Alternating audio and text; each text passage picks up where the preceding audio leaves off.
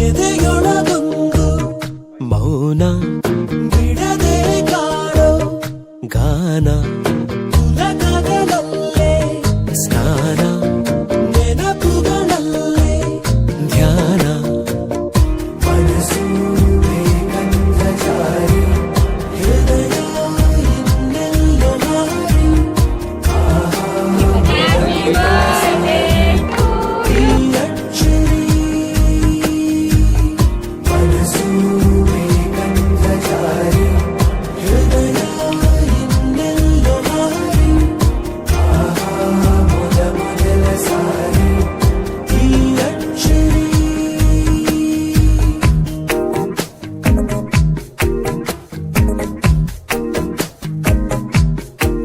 ಸೂಚನೆನೇ